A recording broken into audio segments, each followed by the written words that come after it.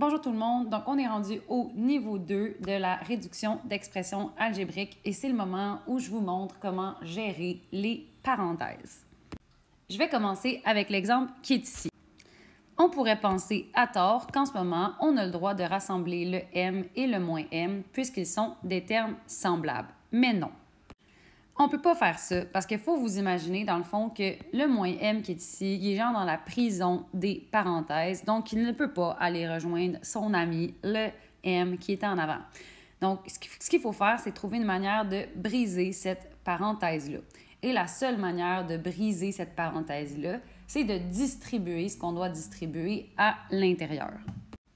Donc, je vous rappelle qu'on a vu en calcul plus tôt que lorsqu'on a une parenthèse avec un petit moins devant, c'est comme s'il y avait un petit moins 1. Et on a aussi vu que quand il y avait un nombre devant une parenthèse, ça multipliait ce qui était à l'intérieur de la parenthèse. Donc, ce que ça veut dire, en fait, c'est que le n moins m doit être multiplié par moins 1. On peut aussi dire que le moins 1 va se distribuer dans la parenthèse. Ça veut dire la même chose.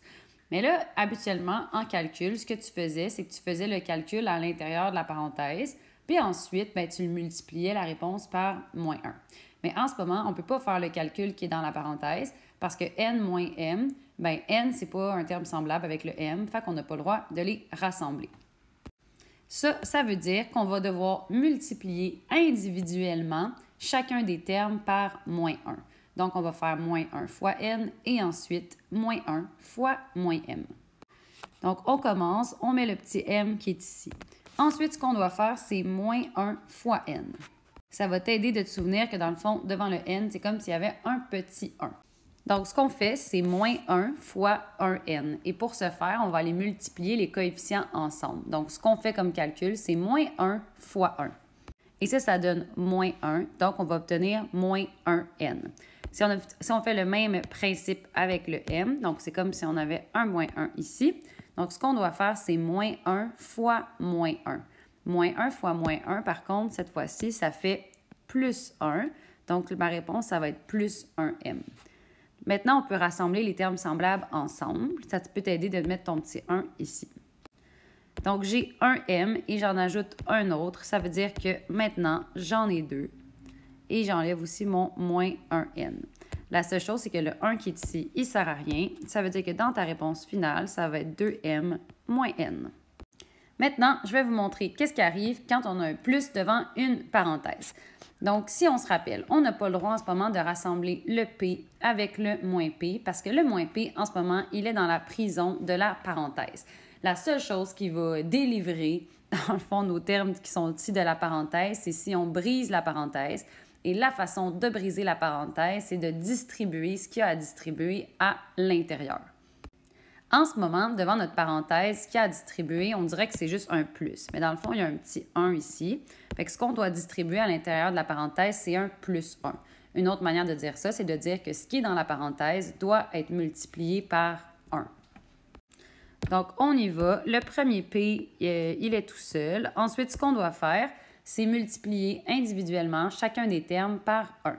Donc, 1 fois moins 1, qu'est-ce que ça fait? Bien, ça fait moins 1, donc ça va rester moins 1p. Et ensuite, 1 fois 5, qu'est-ce que ça fait? Bien, ça fait 5, positif, donc ça va rester plus 5q. Ce que vous allez remarquer, en fait, c'est que quand vous distribuez un plus 1 dans la parenthèse, ça ne change pas ce qui était dans la parenthèse parce que quand on multiplie par 1, bien, ça ne fait rien. Fait qu'on avait moins 1p, on a encore moins 1p. On avait 5q, on a encore 5q. Donc maintenant, on va rassembler les termes semblables ensemble. Donc, on avait 1p et on en a perdu 1. Donc maintenant, on n'en a plus.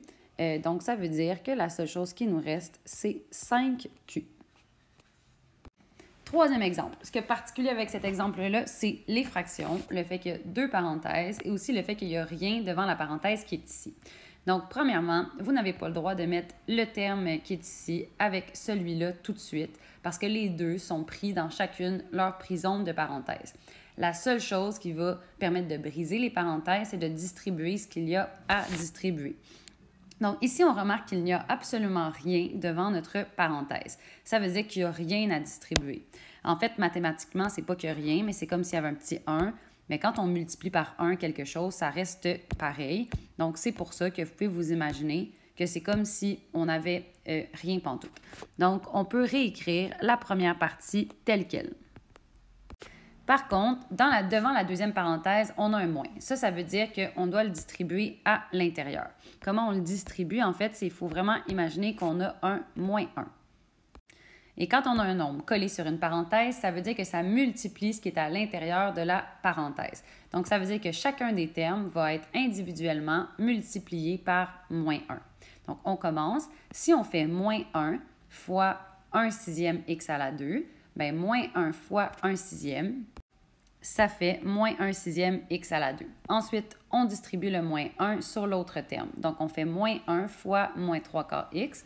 Pour ça, on a juste à multiplier le coefficient par moins 1. Donc, on fait moins 1 fois moins 3 quarts. Un moins fois un moins, ça fait un plus. Puis 1 fois 3 quarts, bien, ça fait 3 quarts. Donc, on obtient 3 quarts x. Maintenant, puisqu'on n'a plus de parenthèses, on a le droit de rassembler les termes semblables ensemble. Premièrement, on va mettre les termes en x à la 2 sur le même dénominateur, puis les termes en x ensuite sur le même dénominateur. Maintenant que c'est fait, on peut rassembler les termes semblables ensemble. On va placer les termes en x à la 2 en premier parce qu'ils sont de degré 2. Donc, dx à la 2, j'en avais 4 sixièmes, mais j'en ai perdu 1 sixième. Donc, ça veut dire que je suis rendue avec 3 sixièmes x à la 2. Ensuite, si on regarde les x, des x, j'en avais moins 10 douzièmes, mais j'ai ajouté 9 douzièmes. Donc, ça veut dire que j'ai moins 1 douzième x. Ce n'est pas ma réponse finale puisque le 3 sixième se réduit. Donc, ça fait 1 demi x à la 2 moins 1 douzième x. On va maintenant aller faire deux derniers exemples ensemble. C'est ces deux exemples où est-ce qu'il y a vraiment un nombre à distribuer devant la parenthèse. C'est pas juste 1 ou moins 1, là, ça va être quelque chose d'un petit peu plus gros que ça. Donc, par exemple, ici, devant notre parenthèse, on a un 4. Ça veut dire en fait que le 4 doit se distribuer dans la parenthèse. Ça veut aussi dire en fait que chaque terme va être individuellement multiplié par 4. Donc, on y va. On va multiplier. Ici, on avait un seul y. Maintenant, on en a 4 fois plus. Donc, maintenant, on a 4y. Ensuite, ici, notre terme consistant, c'était moins 9. On veut le multiplier par 4. Ça va donner moins 36. Et ensuite, des x à la 6, j'en avais 4. Maintenant, j'en veux 4 fois plus. Donc, ça veut dire que je vais être rendue avec 16x exposant 6. Mes termes en ce moment sont mal placés parce que ça, c'est de degré 1, ça, c'est de degré 0 et ça, c'est de degré 6. Donc, je vais les placer en ordre décroissant de degré. Je vais placer le degré 6 en premier, le degré 1 en deuxième et finalement le degré 0.